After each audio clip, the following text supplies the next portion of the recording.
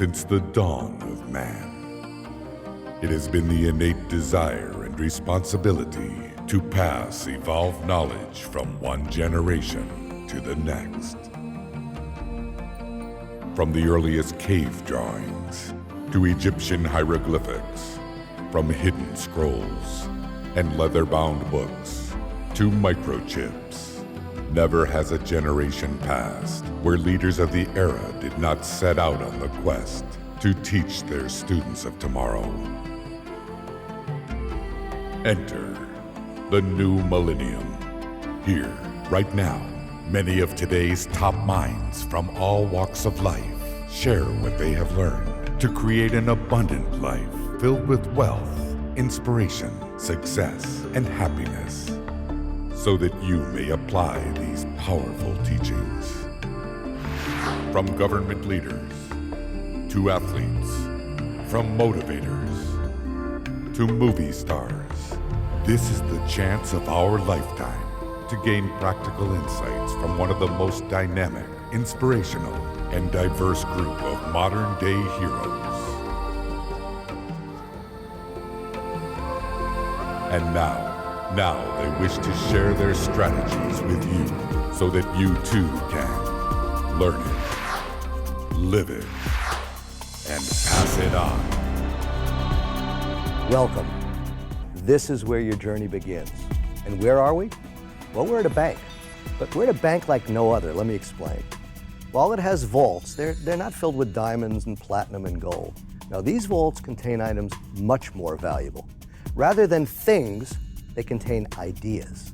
They contain concepts, strategies, and wisdom that's been passed down over the years and made contemporary and relevant by today's greatest achievers. And like most banks, there are deposits and withdrawals. However, at this one, you could make as many withdrawals as you'd like and never deplete the resources.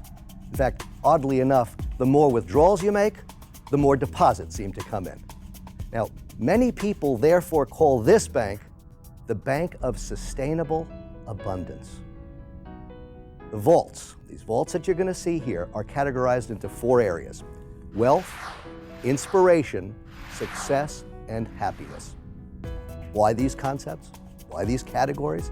It's simply because throughout time, these are the areas that people seem to strive for most in their lives. And you'll note that it makes an acronym, WISH. And then people will ask, are you telling us that we can wish our way to success? No, absolutely not, not even close. But what we are saying is this, that when you learn these ideas and put them to work, really put them to work, you can live a full life beyond your wildest expectations, and you can truly make your dreams and yes, your wishes come true. Truth is that if you want these things to come into attraction, you gotta first take action.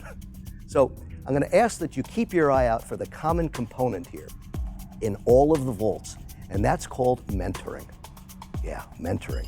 It's the act of passing on, sharing information from one person to another. And mentoring comes in different forms. It could be one-on-one or through books or discs, courses, work, and videos as well. One of the most important ingredients of success is mentoring.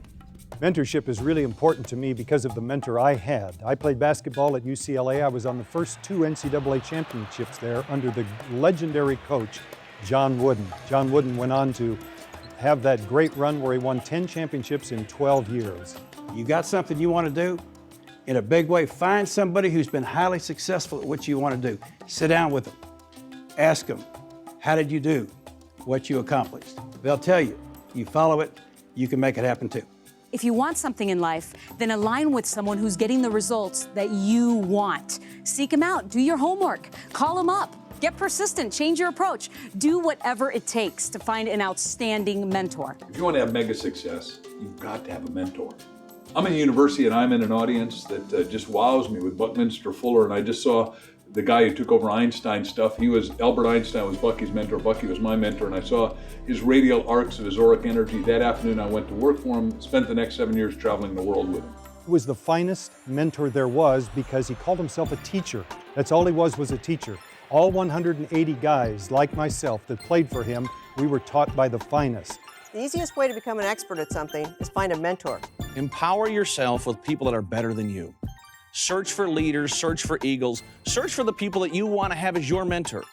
Mentors are everywhere. Find one with a style and a demeanor that you like. And remember, ask great questions and put the answers into action.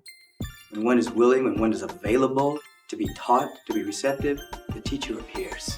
My role models, my heroes, my mentors, Lincoln, Booker T. Washington, Patton. He knew what we needed to do, all the fundamentals and all the work it was going to take to get to that point. And that's what a mentor does for you. He gives you the game plan, how to get to where you need to go. And to make this system have integrity, you got to be a mentee to a mentor, and then you got to go on and mentor someone else. That's how easy it is. The greatest satisfaction in life is helping other people and having an influence in their life and passing it on to them so that they carry the torch after you leave this world.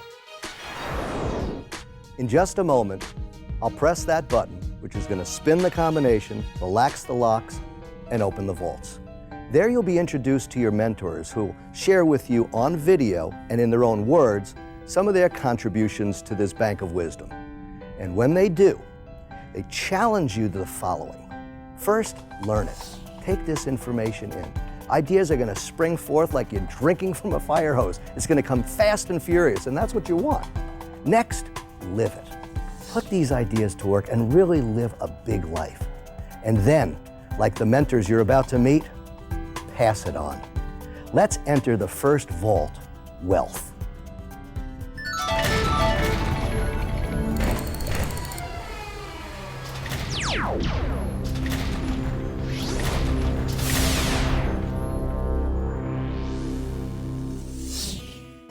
You are in the vault of wealth. Everyone wants to be here, but not everyone knows the way. In fact, it's been said you could ask 1,000 leaders how they became successful, how they became wealthy, and chances are you'll get 1,000 variations of how they did it. On the same note, ask these same leaders, what actual steps did you follow to get there? And you will find common denominators that each of them followed to go from where they were to where they are now. Okay, my catchphrase, my nickname, I know it's pretty cool, but a lot of people think I only mentor millionaires or I work with big giant corporations. And although that's true and pretty much what I do, I also mentor inner city kids in my hometown of San Diego, California. In fact, I want to share a story with you about a young man I worked with. His name was David. David the Goliath, I called him. 6'4" at only 14 years old. He was a really good kid. His father passed away and he didn't have a positive role model in his life. In fact, he got into a mentorship program because he stole a bicycle and carried a pocket knife to school. A no-no, and he knew better, but he was hanging out with the wrong crowd. So I decided to start working with him, and we built up a bond. It was wonderful. And about 2 months goes by, I could see he started progressing quite well. His homework got better, and he started making a difference around his household. So we ended up strategically over at a department store where we started walking around. And what do you know? We ended up over at the bike section. I said, hey, Dave, do yourself a favor. Go pick out any bike here and you can have it. And he looks at me and says, what are you talking about? I'm just a kid. I got no money. I can't get a bike. I said, great, let's leave then. He goes, no. He goes, what are you talking about? I said, pick out any bike you want here and you could have it. He was lacking the key ingredient for all wealth building, confidence. You have to believe more than anything that what you want can actually be. Your attitude is either the lock on or key to your door of success. It's the way you look at something in advance, because there never was a winner who didn't believe that he or she deserved to win in advance.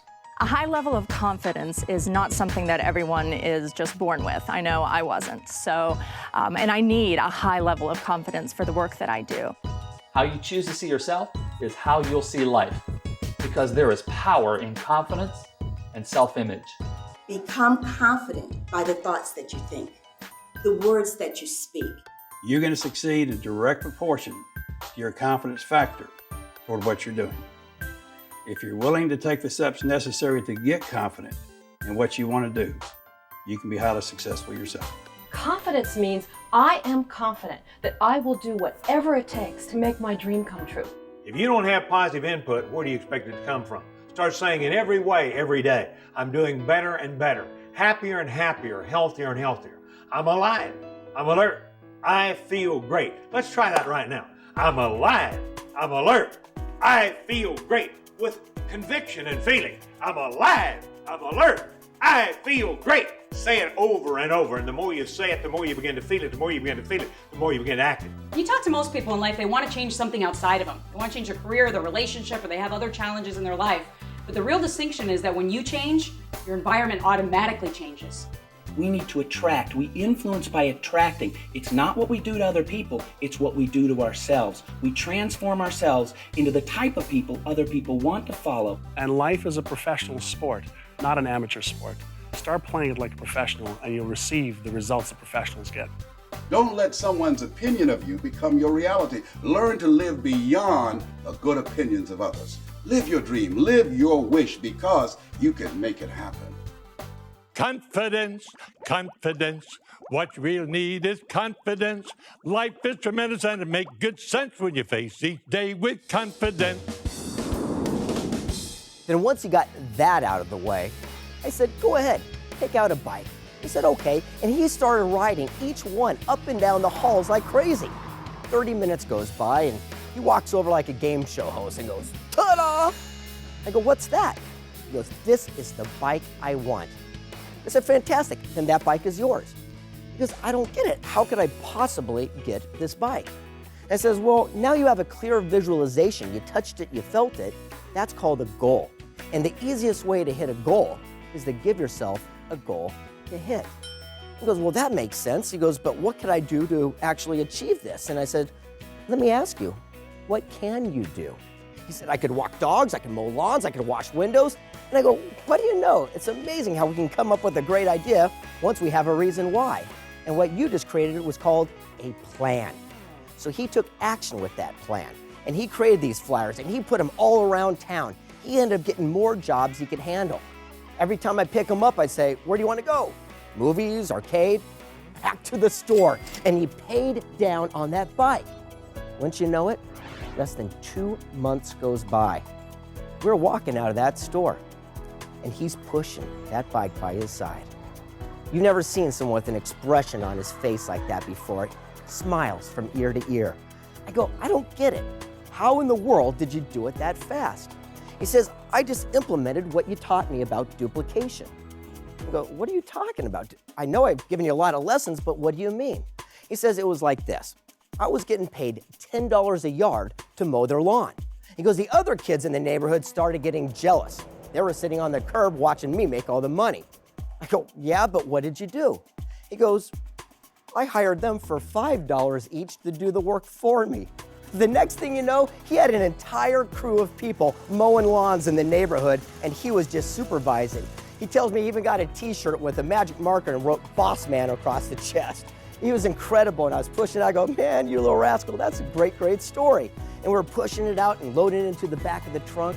I said, how are you feeling right now? Titanic was out. He goes, king of the world. I go, great. I go, you're feeling pretty confident. Absolutely. I looked at him and I said, let me ask you something. He goes, what? I go, how would you like it if someone stole that bike from you like you did before? Oh, that hit home. From that point forward, he decided not to get in trouble anymore. In fact, he turned his entire life around and started mentoring other kids within the community. So much so that our local TV station came out and did a report on him, the most outstanding young man who turned his life around. He even had the same jobs 2 years later with other people mowing the lawns for him, all based on residual opportunities. Now you might be saying to yourself, well, that's a warm, fuzzy story and everything, but what does that have to do with me and wealth? It has everything to do with it. You see, he followed the exact blueprint that we discovered that all wealthy people did. You see, it all begins with this. He had a goal. Because without a goal, it's impossible to reach your destination. One of the keys to success is clarity, because you can't hit a target that you can't see. But if you can see the target and you keep shooting at it, eventually you do hit it. You know, in my life, I've lost my eyesight, and I spent the first half of my life with sight, and the second half of my life I've spent with vision. And they are both very powerful things. There are few things more precious than our eyesight. But if I had to make a choice between sight and vision, I would select vision for my life because it's made so many things possible, and dreams are all that we need to propel us from where we are to where we want to be. For me, I wrote myself $1 million check because I wanted to be a millionaire. Then I went and I blew it up and I placed it everywhere where I had to keep seeing it so I could keep visualizing it so it became real. Visualization was a key strategy that had been given to me, and I finally decided to do exactly what they said. Visualization to me is a daydream with intent. But somewhere along the way, we forgot how to dream. We lost it. We lost the very thing that we knew how to do that manifested what we wanted. First, you must envision what it is that you're committed to manifest. Whatever that is, whether it's a new car or a new house, maybe you're expanding your business or attracting that relationship of your dreams. You can't say just, I want to lose some weight, I want to make more money, I want a better job. What you say is I want to make a specific amount of money, I want to lose a specific amount of weight, I want to be in this position, or I want to start this company. Deciding what it is with absolute clarity. Specificity rules the world. It's numbers, it's how much, it's how long, it's when. You got to put it in concrete so that your mind can get a hold of it, because the mind is the most incredible biocomputer ever created. And it doesn't deal in vague, it deals in specific. Okay, now once you have a goal, what's the next step? Well, just like Dave, he created a flyer. Remember I asked, what can you do? So many people focus on what they can't do or what they shouldn't say or where they shouldn't go. Wouldn't it be great to start asking yourself, hey, what can I do? What am I capable of? What could I do with my life without limitations? So Dave made his flyer. Remember, he'd walk dogs, wash windows, he'd mow lawns, he'd do whatever he had to do, and that's called a plan. A goal without a plan is just a dream. You know, in the airline industry, no plane ever takes off without a flight plan, without a destination in mind. And if you were to leave from the airport and deviate by 1 degree, you could miss the destination by 1,000 miles. Same thing can happen in your own life. File your flight plan, stick to it. Imagine driving from Los Angeles all the way to New York City without a road map. Sure, you might get there eventually, but you need a specific plan. Attention. Take your attention. You are so powerful, and direct your attention onto that thing that you are so passionate about. Set a goal, then figure out what you have to do to achieve that goal. Then make a plan and take consistent daily action. And then each day, wake up with specific things you're going to do today to accomplish a small part of a big goal. You know, we wouldn't go to the grocery store without a list, so we don't waste our time, effort, and energy in the grocery store. And people spend more time planning their 3-day weekend than they do what are they going to do for the rest of their lives. You know, everyone has goals, but they spend more time planning a party than they do their life. Then you need to have a strategy. Imagine a group of construction workers trying to build a house with no blueprints. That would be crazy. So if you need clear, specific, defined blueprints to build a house, wouldn't you think that you need clear blueprints for your life? Now, once you got the goal, and once you have a roadmap, a plan to get there, you need step 3.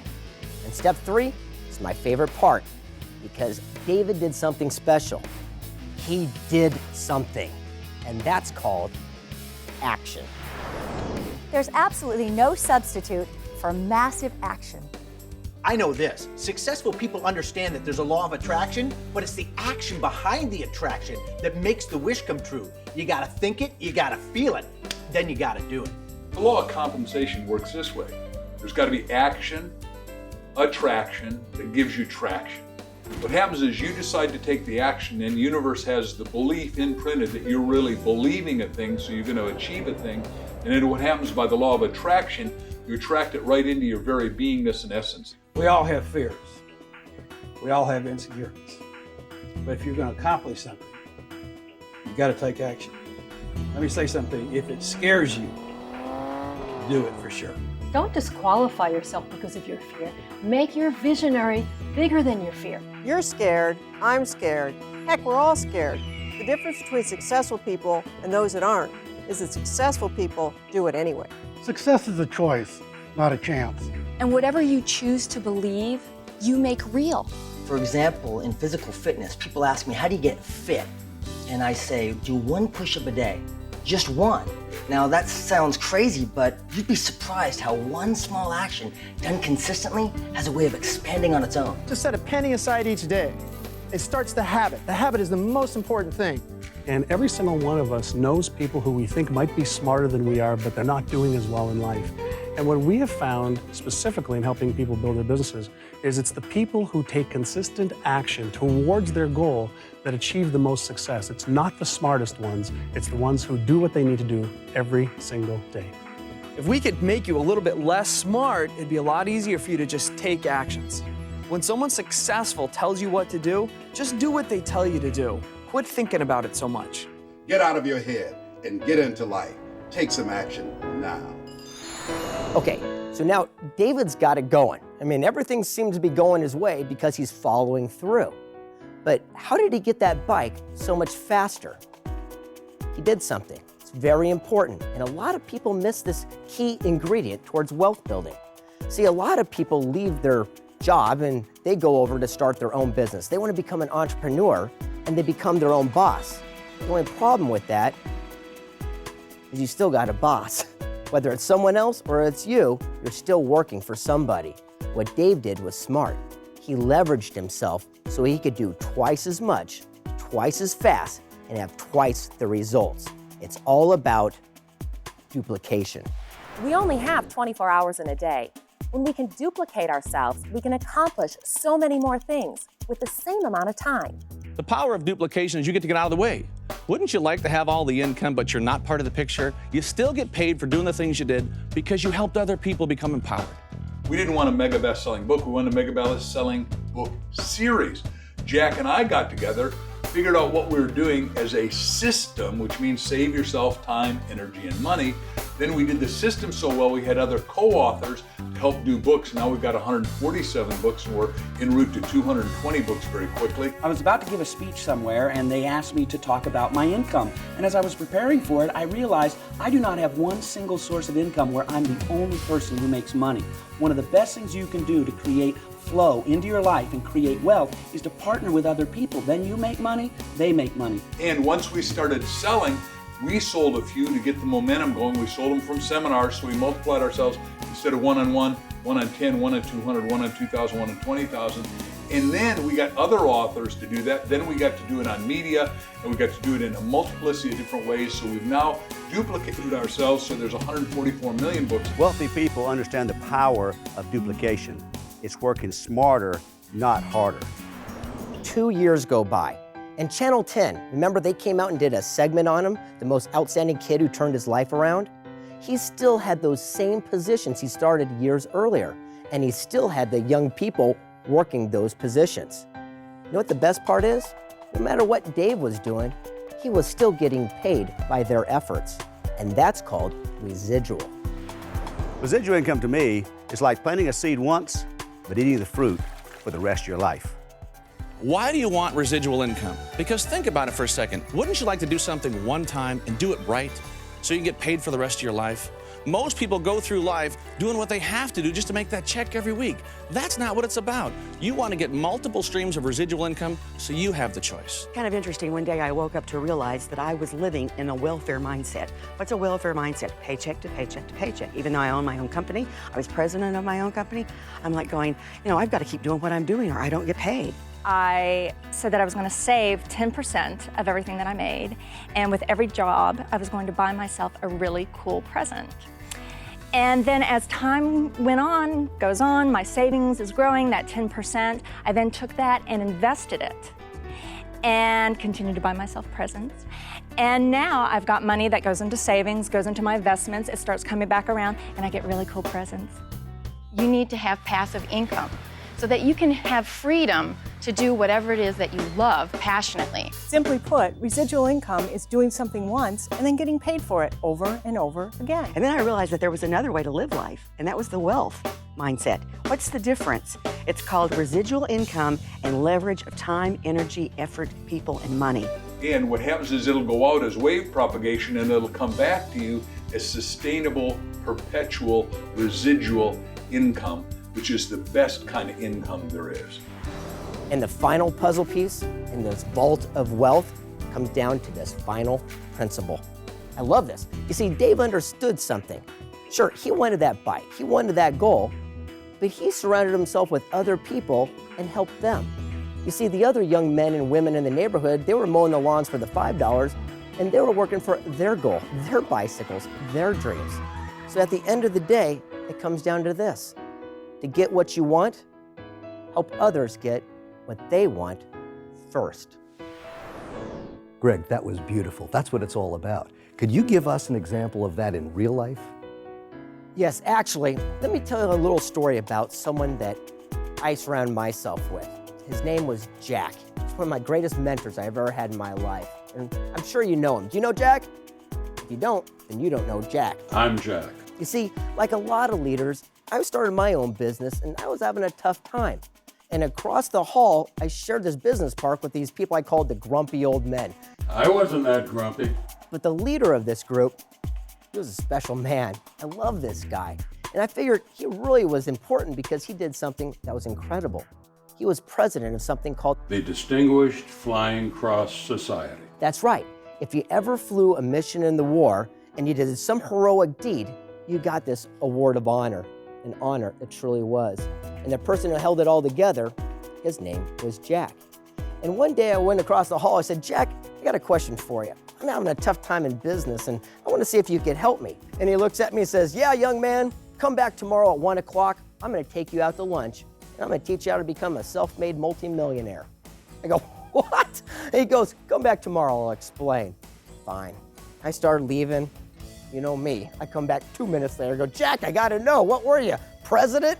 He goes, technically, yeah, you could call me president, CEO. But again, people just call me Jack. So we took something that was a small little idea and grew it into something very large. When you come back tomorrow, I'm going to show you how you could do it too. I said, thanks, Jack. I'm really looking forward to it and I appreciate it. So I left the building. I come back 15 minutes later. I go, Jack, I got to know. What were you president? What were you CEO? He was down on the ground fumbling through some papers and he looks up at me and goes, Have you ever heard of VELT?